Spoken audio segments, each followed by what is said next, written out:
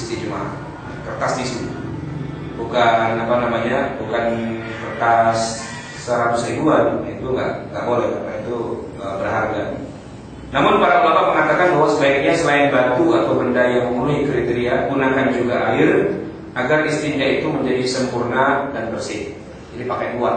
Nah itu kalau hotel bintang 5 biasanya memang ada tisunya, tapi nggak ada airnya, gitu ya. Nah itu udah sesuai sebenarnya dengan sunnah Nabi itu. Nah kalau kita tisu juga pakai, air juga pakai, nah itu bagus. Gak usah pakai batu lagi.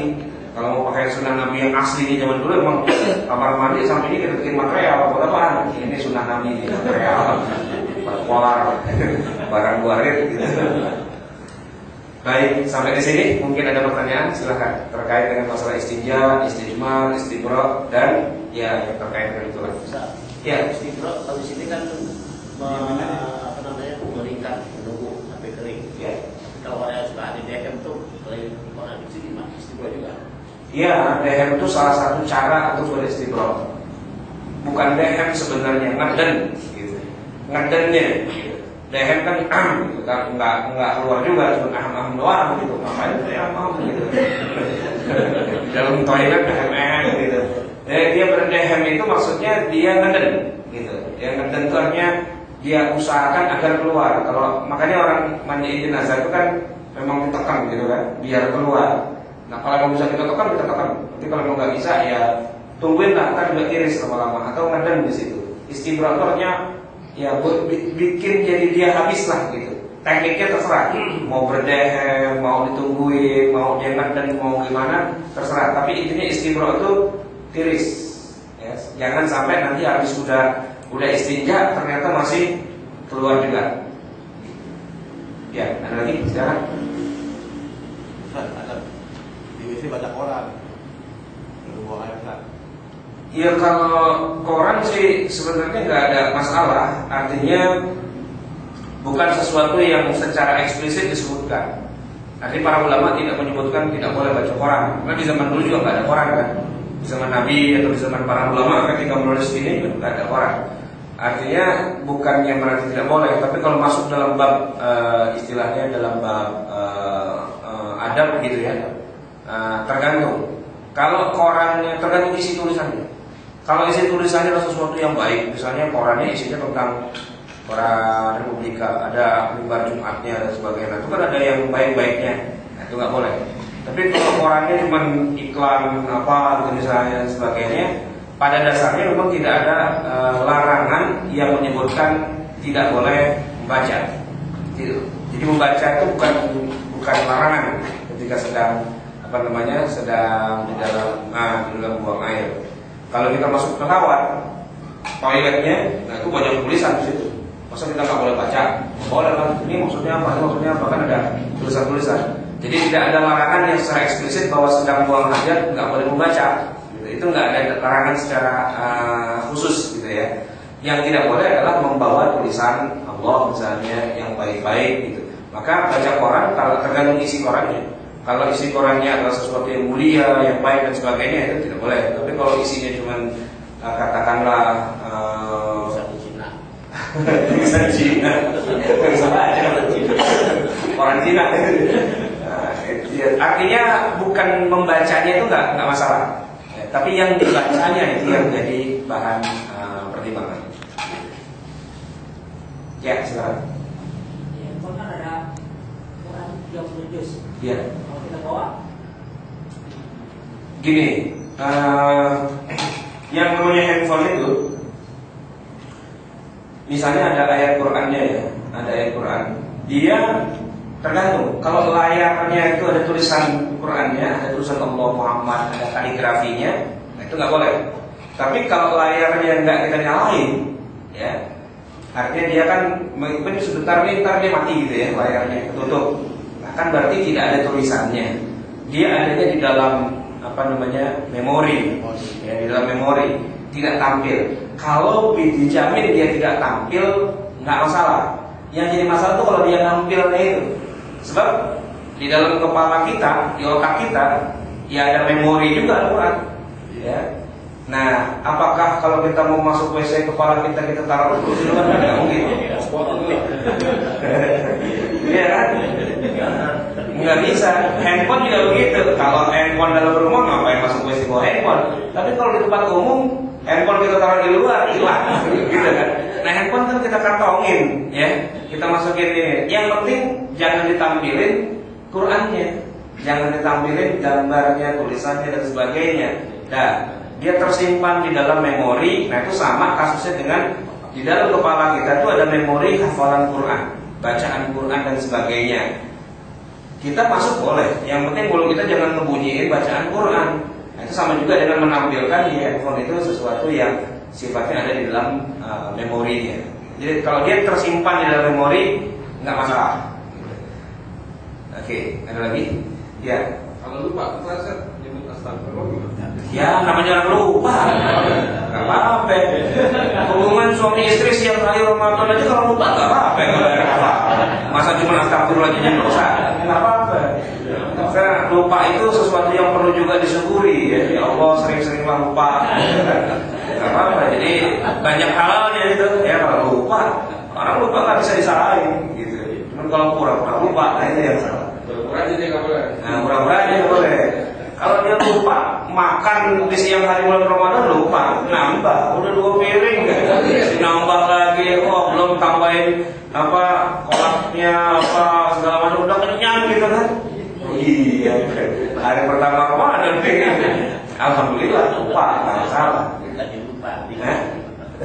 Kalau lupa, kalau lupa nggak masalah. Iya, silakan. Agak menyimpang sedikit mungkin tentang yang HP tadi. Kalau ringtone dipakai untuk ringtone itu ayat-ayat Al-Quran, nah itu kan ada ulama yang memfatwakan bahwasanya memakai ringtone ayat Al-Quran itu sebagai ayat Al-Quran sebagai ringtone itu tidak diperbolehkan. Waktu itu saya baca dari ulama India kalau itu bagaimana Ustaz? Iya, memang kurang etisnya itu begini. Ringtone itu kan sebenarnya tanda bahwa ada orang nelfon kita. Nah yang namanya tanda itu ya bagusnya suara aja lah, suara umum, apa suara lagu, apa suara apa dan sebagainya. Nah tidak tepatnya kalau pakai Quran. Pertama itu tadi kasusnya, kalau handphone yang bawa ke WC ada yang nelfon bunyi, ya kan, iya sih repot kita, gitu ya.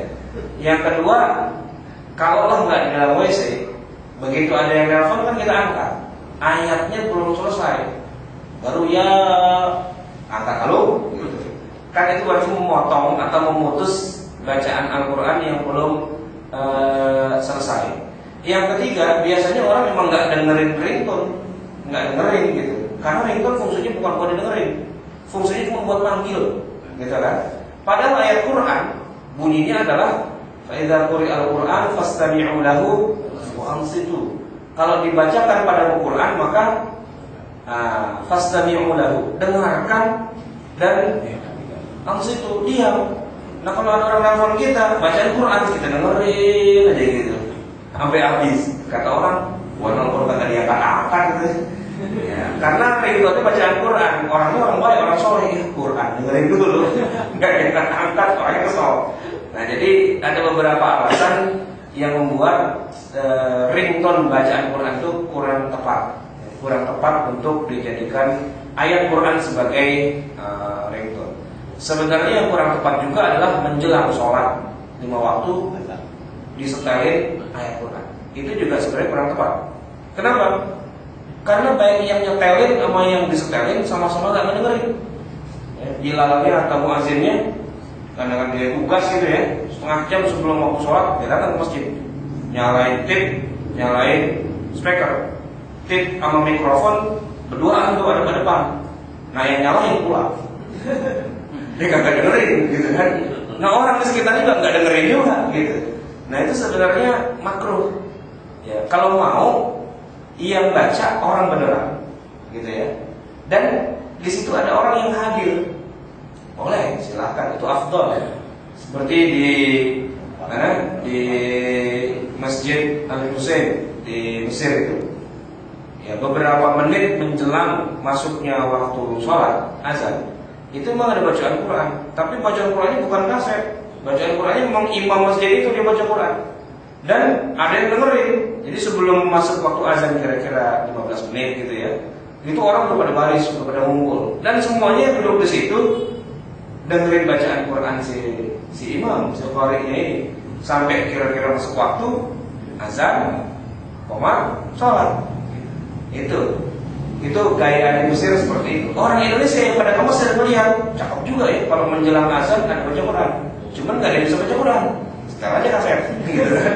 Kaset sama mikrofon beradu tuh berdua. Kalau kita datang ke masjid, kagak ada orang itu, cuman mikrofon aja sama radio berduaan di situ, ya. Yang nyetel kagak dengerin, yang orang lain juga kagak dengerin, cuman bilang aja udah surah tuh, udah kita lagi maghrib, cuman gitu doang. Ya, kalau emang mau ngasih tahu bahwa udah kita lagi maghrib, bilang aja, bapak-bapak ibu semua 10 menit lagi maghrib, siap-siap, dah, gitu kan? Bukan baca Quran, ya saya bukan mengatakan itu tidak boleh, tapi kurang beradab dengan Al-Quran. Quran itu kalau dibacakan intinya adalah fastami'u lahu, dengarkan. Nah kalau nggak ada yang dengerin ngapain disetel? Nah saya sering sholat Jumat di sini di Menara Dea, itu sampingnya Bellagio, itu ada Menara Dea di situ. Yang ada itu handphone Axis, lantai 2 atau lantai 3 begitu. Jadi di aula yang lebar, begitu saya datang, cuma mikrofon doang sama tip berduaan di situ. Pengurusnya mana? Pengurusnya dong lagi pada ngobrol di sana. Ya, gitu. Ente kata benar begini. Ini kan ada qori. Jadi dia memang setiap Jumat mengundang qori khusus untuk jadi imam. Jadi siapa yang khutbah, nah imamnya bukan yang khutbah, qorinya itu. Saya bilang untuk qori daripada nganggur, suruh aja dia baca Quran. Gitu. Ya kira-kira setengah jam lah, seperempat jam menjelang azan gitu ya. Dan ada banyak mushaf, bagiin kepada jamaah sebelum qari'nya baca Quran. Jadi jamaah sekalian, saya mau membacakan Al-Quran, saya akan baca surat ini, ayat ini, silakan dibuka dan silakan didengarkan. Nah, terus dia baca, suaranya bagus. Orang duduk begitu datang dibagiin sama panitianya Quran. Pak, surat ini ayat sekian. Pada datang, pada buka, pada dengerin gitu. Nah itu cakep. Jadi bukan nggak boleh kita membaca Quran menjelang sholat.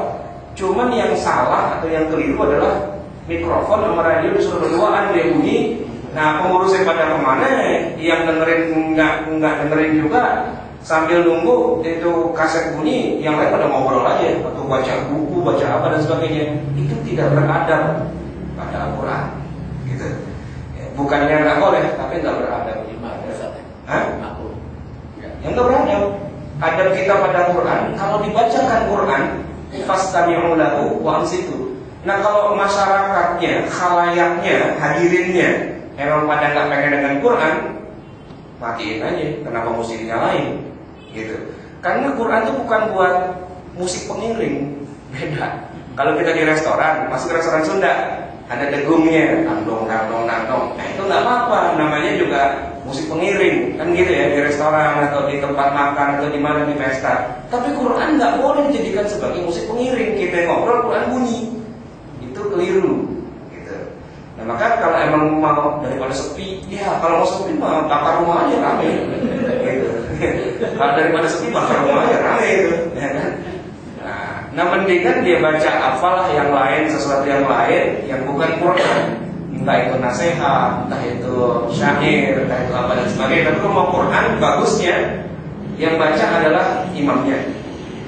Dia baca, lalu jamaahnya udah pada kumpul semua, ya kita minta, ya silakan didengarkan itu bacaan Quran.